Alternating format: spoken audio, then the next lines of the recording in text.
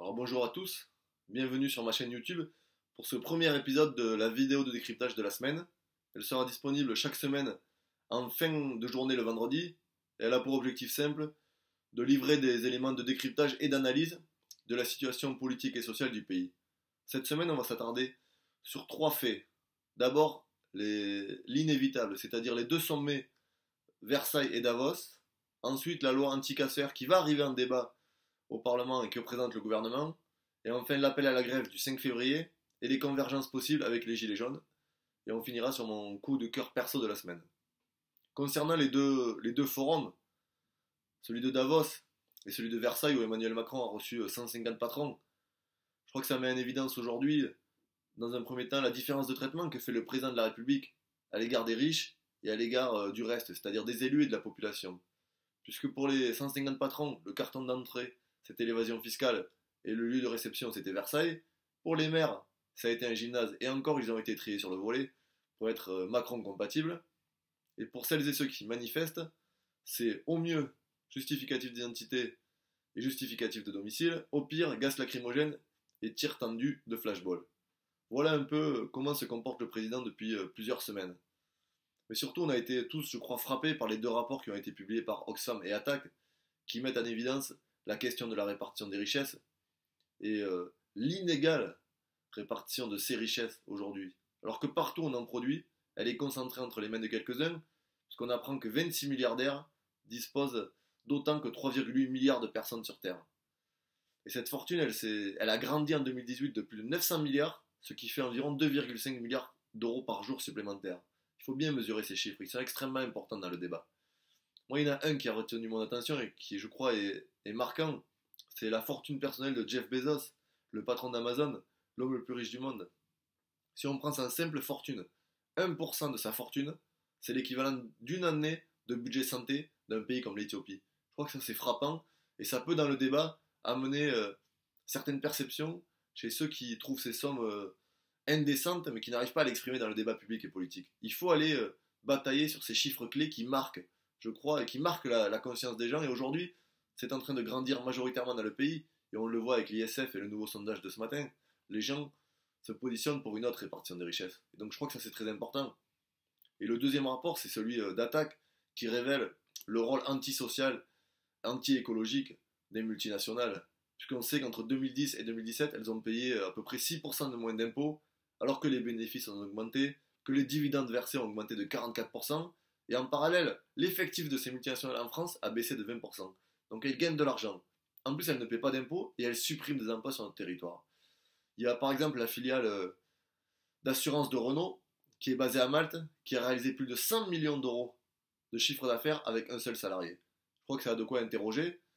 Et comme ultime geste de provocation, alors qu'il était reçu à Versailles, le patron de General Electric a annoncé le lendemain la suppression de 400 emplois en France. Donc tout ça, mis bout à bout, démontre bien aujourd'hui l'impasse dans laquelle on se trouve, et le gouvernement, qu'il le veuille ou non, va devoir répondre à cette question de répartition des richesses. Le deuxième forum, ça a été celui de Davos, et il a mis à lumière un autre élément. Le lien entre fascisme et capitalisme financier, puisque si l'année dernière, le discours d'ouverture avait été offert à Donald Trump, cette année c'était à Javier Bolsonaro, le président brésilien.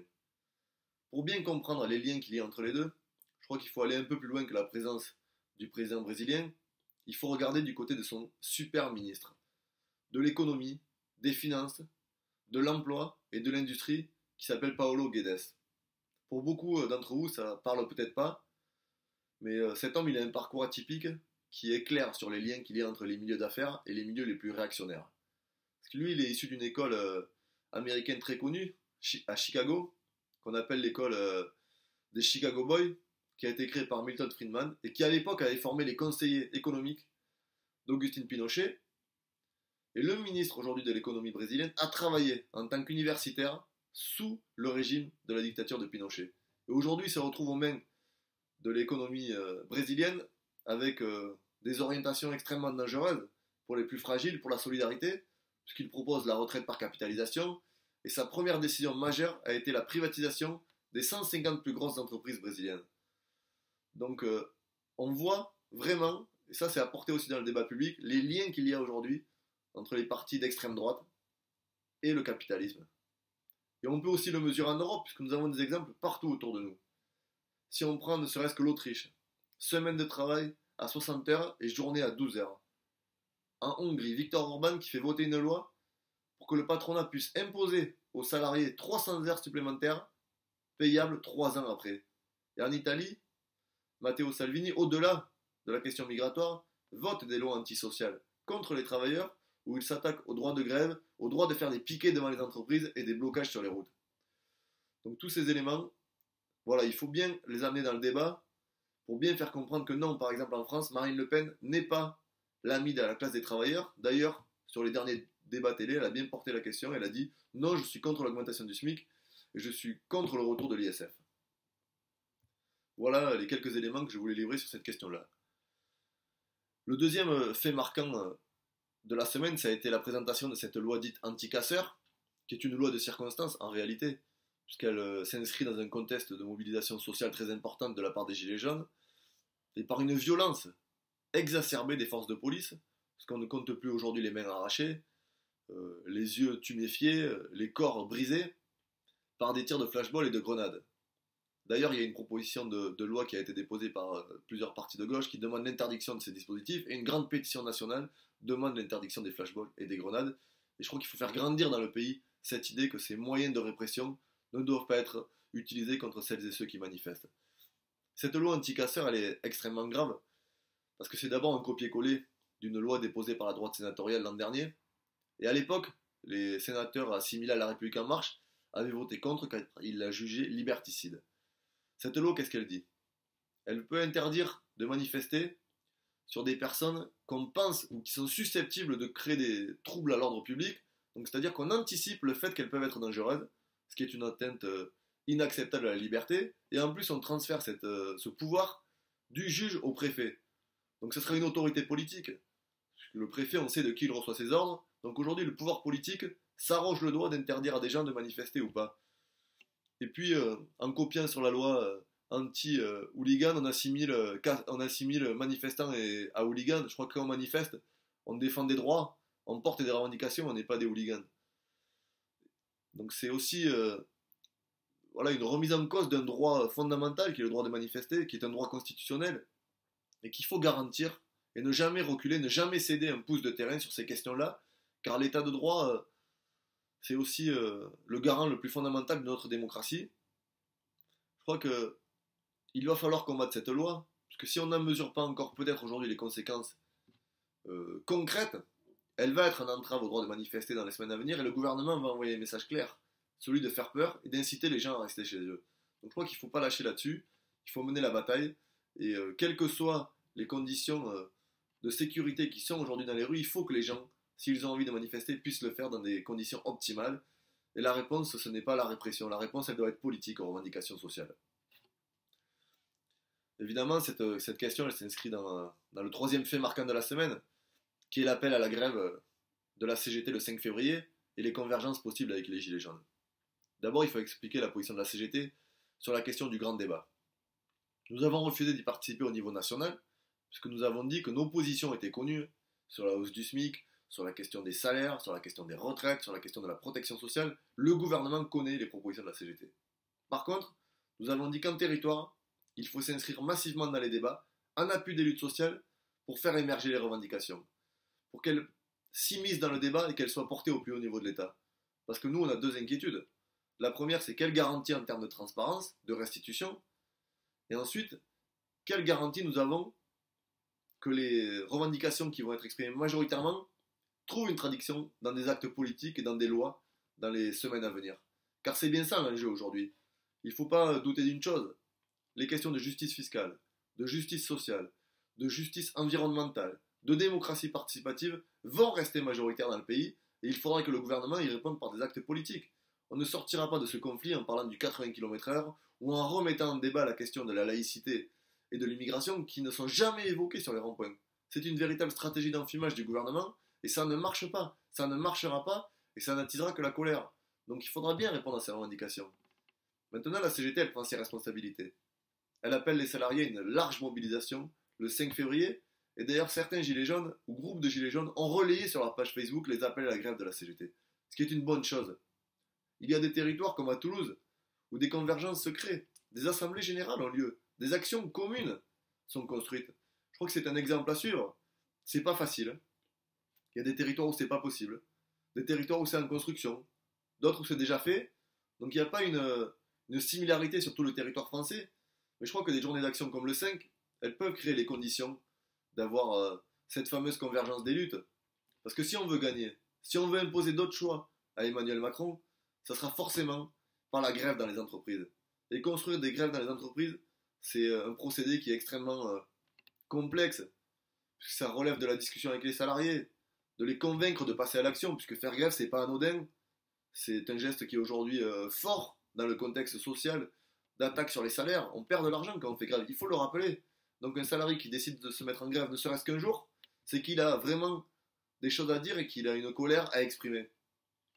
Donc il va falloir gagner cette bataille dans les entreprises, car si on veut faire reculer le pouvoir, ça sera aussi sur le blocage du pays au niveau économique. Maintenant se pose déjà la question après le 5. Pour ma part, et je l'ai déjà dit, je crois qu'il faudra créer les conditions de se retrouver le 5 au soir et de discuter. Les salariés sont les seuls à décider de la poursuite par exemple de mouvements ou d'autres actions de grève. Ce sont eux qui sont légitimes, ce sont eux qui sont sur le terrain, qui sont au quotidien dans les entreprises et qui mesurent si le rapport de force est susceptible d'évoluer et qui sont en mesure de créer les conditions d'avoir d'autres actions. Donc ça, il faudra déjà réussir le 5 en envoyant un message clair, et le 5 au soir, discutons et créons les perspectives pour d'autres actions, si c'est possible. Et je souhaite que moi, il y ait le maximum de gilets jaunes qui s'inscrivent dans ces mobilisations sociales du 5, afin de montrer au gouvernement que non, il n'y a pas d'opposition entre les syndicats et les gilets jaunes. Ce sont des personnes qui revendiquent la même chose pour la plupart. La hausse des salaires, la hausse des retraites, une autre justice fiscale, la liberté de manifester, le non-versement des aides aux entreprises publiques, par exemple. On en parle très peu aujourd'hui, mais la CGT porte ça. Est-ce qu'on peut accepter qu'une entreprise comme Ford ait touché 50 millions d'euros à peu près d'aides publiques et laisse des centaines de salariés sur le carreau? La SNCF, c'est des millions de CICE, 2000 emplois supprimés par an. Est-ce qu'on peut accepter ça? Ou est-ce qu'on peut accepter de dire l'argent qui est donné aux entreprises, il doit être donné sous conditionnalité? C'est-à-dire que s'il n'y a pas de création d'emplois, s'il n'y a pas de hausse de salaire, si ça sert à fermer des sites et à verser des dividendes, on doit réclamer l'argent et il doit être restitué. Ça, c'est une revendication très forte de la CGT, un contrôle sur l'argent public et mettre fin à ce trou qu'est le CICE. On parle de 40 milliards cette année pour quasiment aucune création d'emplois. Ça, c'est la réalité. Et les gens, qu'ils soient salariés, qu'ils soient gilets jaunes, qu'ils soient militants associatifs, ils mesurent ce dérapage insupportable du gouvernement. Enfin, j'ai envie de terminer sur ce qui est mon coup de cœur de la semaine. Il est un peu double. C'est à la fois l'action des agents de la CGT, justement, à La Courneuve, pour réouvrir la boutique de proximité EDF, et qui, contrairement à ce que dit la direction d'EDF, est visitée par des usagers. Ils ont reçu plus de 600 personnes qui venaient simplement régler leurs factures, demander une attestation d'EDF, ou demander à passer chez l'opérateur public après avoir subi des pressions pour avoir un opérateur privé. Je crois que c'est un acte de solidarité extraordinaire. Et là où les directions d'entreprise abandonnent le service public, la CGT, elle sera toujours là pour le rétablir au plus près des usagers. C'est très important pour nous. Et ça montre aussi que être syndicaliste, c'est pas simplement faire de l'idéologie, c'est avoir des actions concrètes au quotidien. Et ça, c'est un acte fort. Et là, on montre aux salariés, aux usagers, qu'on est préoccupé par l'avenir du service public et qu'on le défendra jusqu'au bout. Et je crois que ça s'inscrit en lien avec mon deuxième coup de cœur, qui est ce que je montre ici. C'est à retrouver sur mon blog, à télécharger le document entier. C'est le moratoire sur les services publics au niveau européen, qui a été fait par Marie-Pierre Vieux et Marie-Christine Vergia sur 4 pays. La Slovaquie, l'Espagne, l'Allemagne et la France, sur la question du service public postal, de l'électricité et du ferroviaire. Et ça montre les choix européens de libéralisation à contre-courant des desiderata des peuples et des populations et les conséquences directes. Par exemple, sur les bureaux de poste, avec des fermetures astronomiques. On est à moins 17% de bureaux de poste en France depuis 2010. Sur la question de l'électricité, une hausse des tarifs. Par exemple, en Espagne, on le voit bien dans le rapport. Je ne vais pas m'étendre ici, puisque le rapport est très riche. Mais également sur le ferroviaire, le secteur que je connais le mieux. On ne le mesure pas encore sur le transport de voyageurs dans notre pays, mais on peut le voir sur le fret. La libéralisation, elle a conduit à une chose. la casse du fret ferroviaire. On est aujourd'hui à moins de 10% de la part modale de marchandises transportées, contrairement aux objectifs fixés au Grenelle de l'environnement et aux différentes COP. On était à 12 000 cheminots en 2006, on est à moins de 5 000 aujourd'hui. La direction nous a encore annoncé 300 suppressions de postes. Donc l'ouverture à la concurrence, la libéralisation, c'est pas un moyen de développer ces services-là, c'est un moyen de les casser et d'offrir des pans entiers de notre patrimoine à des rapaces financiers qui sont là pour se faire du fric et qui ferment quand c'est plus rentable. C'est ça la réalité et on va le mesurer très rapidement avec les petites lignes ferroviaires. C'est pour ça qu'on mène une bataille forcenée pour maintenir ces petites lignes ouvertes parce qu'elles sont utiles socialement, utiles écologiquement pour permettre aux gens de se déplacer, vivre au pays, étudier et elles sont efficaces dans la lutte contre le réchauffement climatique. Et un autre aspect de ces services publics qui est un peu passé inaperçu mais qui a été rendu public par le défenseur des droits la semaine dernière, c'est la question de la dématérialisation. Il y a aujourd'hui une inégalité d'accès aux services publics par rapport à ceux qui n'ont pas Internet. Il y a 540 communes environ en France qui sont considérées comme zones blanches et 19% des personnes n'ont pas d'ordinateur chez elles alors qu'on passe en moyenne, je crois, à environ 1h50 pour faire des tâches administratives sur Internet.